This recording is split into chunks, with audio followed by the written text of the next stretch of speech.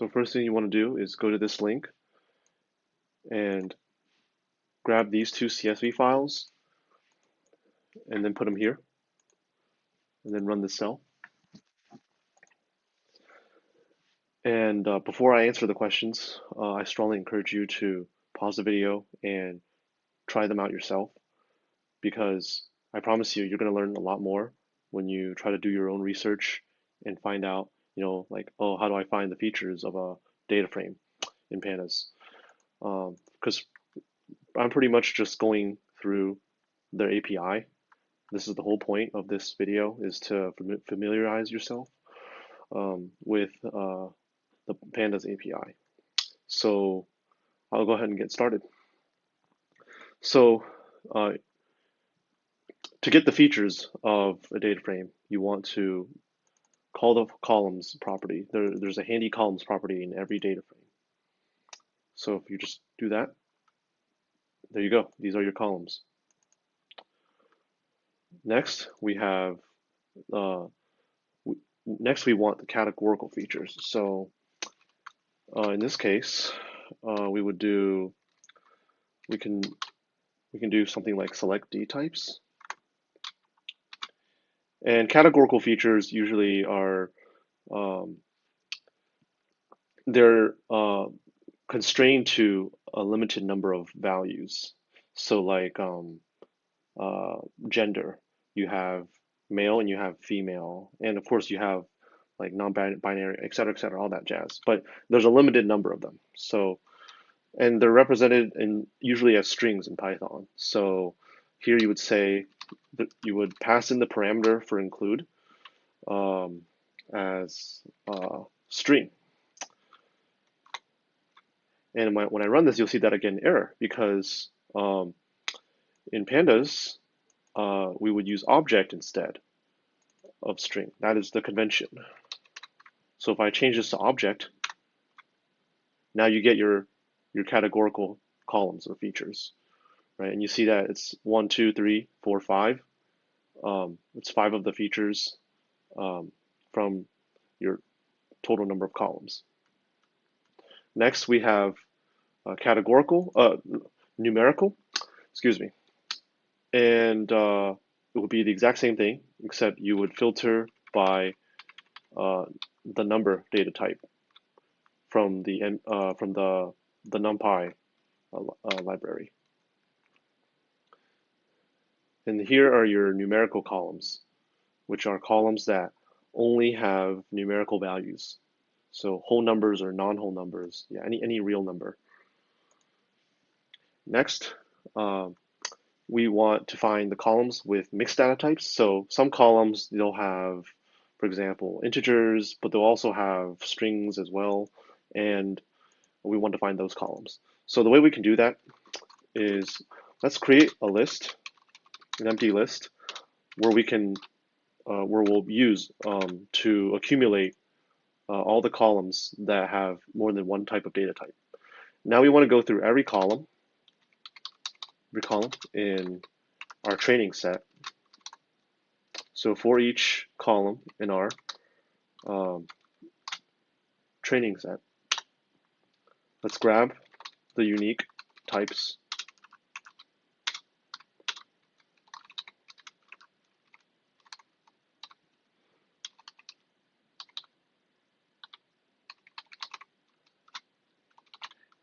and let's make sure that every column we get all the possible different data types for all the values in that column, one column at a time. We'll store that in a NumPy array called unique types. And if the length of that NumPy array, unique types, is greater than 1, which means you have more than one unique type, so it's mixed type, then we can go ahead and append it or add it to our list. So now, if I go ahead and say I wanted to print this out, let's see. Okay, so our cabin and embarked columns have more than one data type. You can also see them here. If I go ahead and let's say I printed out, if I printed out the unique types,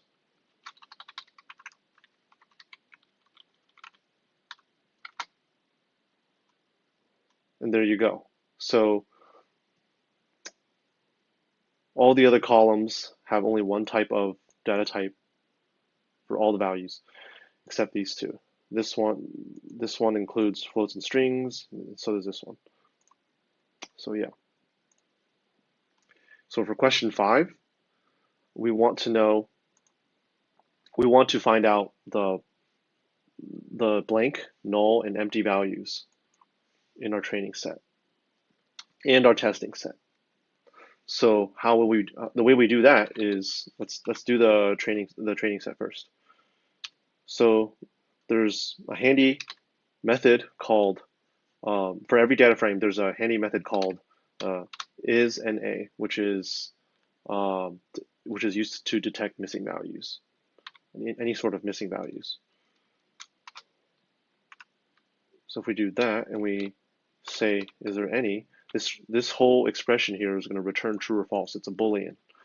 So if we execute that, this will tell us all the columns whether there are missing values or not. So we know that there are missing values in this column, the age column, and the cabin and embark columns.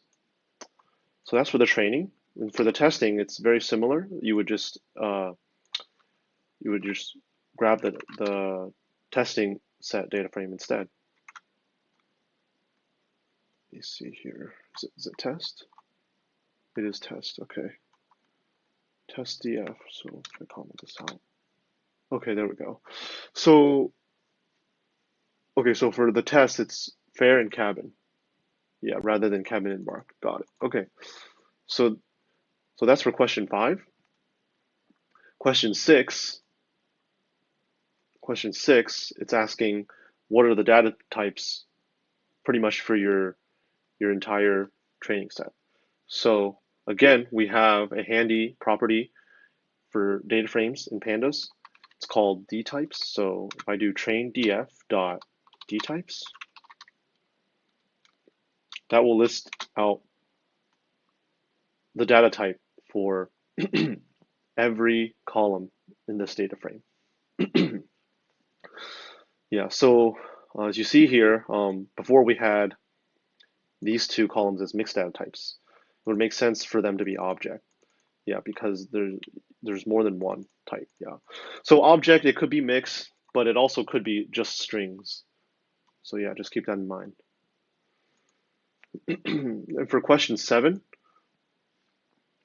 is asking for various statistical values like the count, the mean, standard deviation, and all that.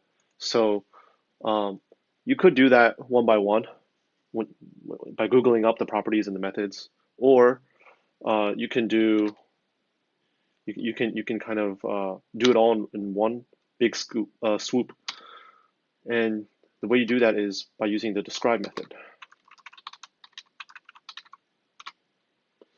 And there's an include parameter in this method, and we would go ahead and just pass in floats and ints. Because these properties only apply to numerical features, it wouldn't make sense to ask for the mean or the standard deviation of the min or max, in categorical features like string values, right? So yeah, here you go. These are your values for all the numerical features in the training set. And for question 8, it's asking for the categorical instead of numerical. So you would do something like train df dot as type. This time we're going to get category. We can do describe. This will give you. Now there's multiple ways to do this. I won't be able to go over all of them, of course, in this one video. But the way I'm doing it's not the only way. Just keep that in mind.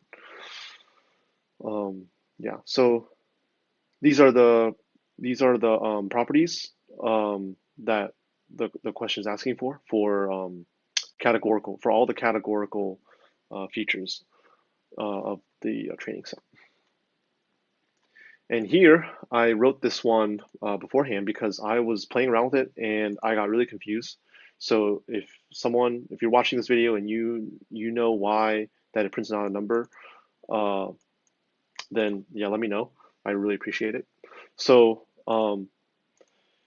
well, actually, I know why. Maybe it's a guess. I looked online, I asked ChatGPT, and they told me that oh, because all the values of P class, all the values in the P class column, such that that it's the first class citizen who have survived. Um, the values like between like all the P class citizens who have survived, they're the same, I think. So somehow, because they're all the same, they don't correlate. Yeah, I'm not too sure, but essentially, what I'm doing here is I filter. This is a way you can filter for data in Pandas. So in this case, I want all the rows in my training set such that um, the citizen is first class, so P class is one, and so this is and it's not a union, it's not a pipe, right? This would be a pipe, which is a union, which is either or is fine, which would include either a first class citizen or a survivor, right? But this case, we're asking for what we want is a first class citizen who has also survived. So when we get that subset, we store it in a variable called that, and we can go ahead and call the correlate method off of the subset, which is also a data frame, by the way. So the subset of the first class citizens, this data frame is going to include only one column. It's going to only have one column, and it's going to be the P class column, and we'll only have values of one. And then same thing for here, because we said so above. So if I run, let me comment this out first. So if I run this, we get not a number. Yeah. Apparently, according to ChatGPT, oh, like they they don't uh, they don't have any variations because it's all just ones for both data frames. Therefore, like I don't know. Yeah. But here, this is the overall correlation. So, you know, whether you survived or not. So this is going to include a bunch of zeros and ones because you either survived or you didn't survive. Um, and this is going to include, I believe, values one, two, and three. And one is going to be first class, and then two second class, three is third class, which is the lowest class upon this Titanic cruise. So if I run this, we get a negative correlation. And this isn't a very strong negative correlation. So, but it's still negative, and it makes sense if you think about it, because if you remember, if you've seen the Titanic movie, if you know the story of the Titanic, um, the higher class people with the higher the class, the lower the number. So one is lower than like two or three, and I'm pretty sure like most or all the first class members survived. So it would make sense that the lower the number here, the higher the survival rate, and vice versa. The higher the number, so a lot of P classes equal to three. Those members, a lot of those members have a survival rate of zero. Um, so yeah, it's a inverse leaning sort of relationship. So yeah, and then for question 10, it's asking for females who survived. So we need some sort of proportion, right? We need to know. two things, right? We need to know total number of females, total number of females, and we need to know the other thing we need to know is how many survived who are female. So female survivors.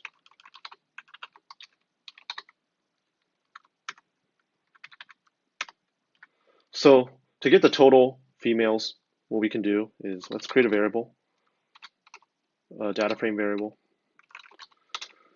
and let's go to our training set like it asks, and let's filter for the female. So to do something like that, you can grab the sex column or the gender column, and we only want the females. We don't want the males. And then you can say, you grab the column, you grab the count. Sorry, it's lowercase, I think. Yeah. So this one, if you print this one,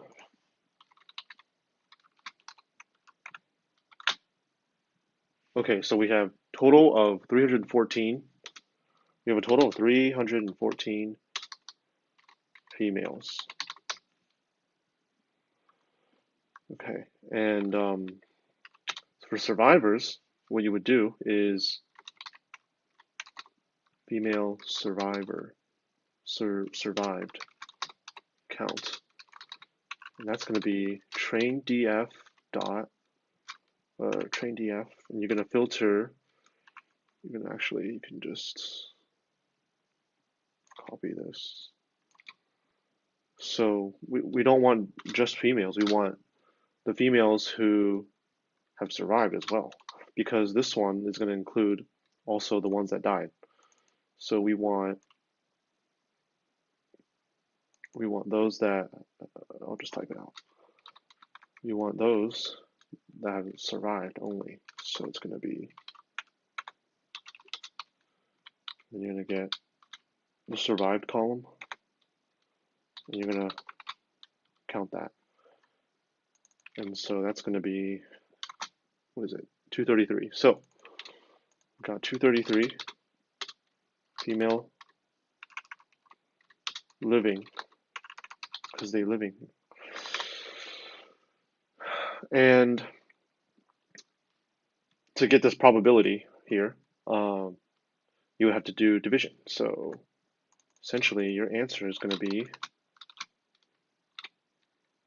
the number of females that survived over total number of females on board. And yeah, so it would be 1/ for if you want to include decimals, like that. But like in just some other arbitrary scenario where you're doing division, if you wanted to round down, like what's it called, integer truncation, you would put 2 slashes. That would give you 0 here. Yeah. So, but that wouldn't make sense here. We want a decimal value. We want a percentage, right? So we want this divided by that times 100. So 74.2%. For question 14, we want to get the rate of duplicate tickets for the ticket column. So we can do so like this. There's a duplicated method for every data frame. You can count the number of duplicates that way, and then divide by the total number of tickets available, and then you would get your percentage to be 23.5%.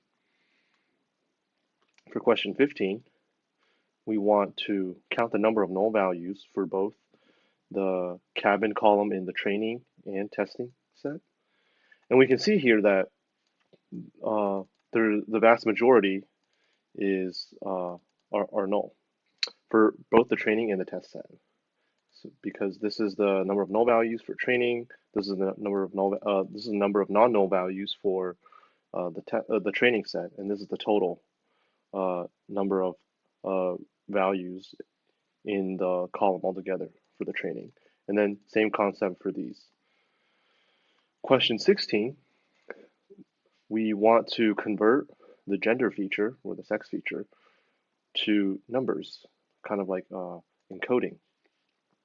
So one way to do that is to write a method to do that. So assuming that we just have male and female genders, we can write a method that checks, hey, if the current value in our column is, in our row in that column is a male, then we can return 0. Otherwise, we can return 1. And in the case that there's that it's neither, like for example, if it's a null value, then we can just return -1. And then we can apply that method to that data frame, to that column in the data frame. And then this would return a new data frame with that column, and we can store that back to our original. And this would create a new column in the training set on the spot. And then here's what it looks like printed, all 0s and 1s. And so for question 17, we want to fill the missing values for the H column with the overall average value in that column. So the way we do that is there's a handy mean method that we can grab from the data frame. And so we call the mean on the H column. We can store that in a variable, and then we can fill the null values with the fill NA method. We can do that in place, and then we would get something like this. For question 18, instead of filling the missing values with the mean, we're filling it with the mode. So there's a handy mode method, and we call that, store it in this variable, and then we do the same thing just like before. And it's 0. I put a 0 here because this actually it returns a data frame. So because we could have multiple modes, that's why I grabbed the first one. For question 19, similar concept.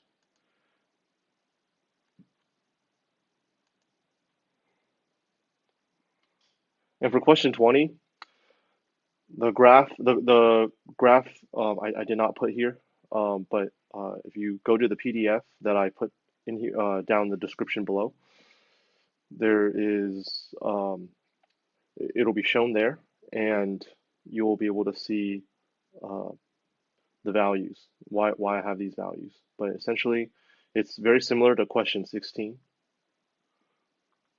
right here. Yeah, very similar. And so then you would get your values, and you would apply that method that gets you the new values. You can store it in a new column. You can create a new column and store it in there. And yeah, that's about it. So yeah, that's all the questions. Hope this video helps. Yeah, if it did, please like, subscribe, and all that. And be sure to comment if you have any questions. And hope you have a good day.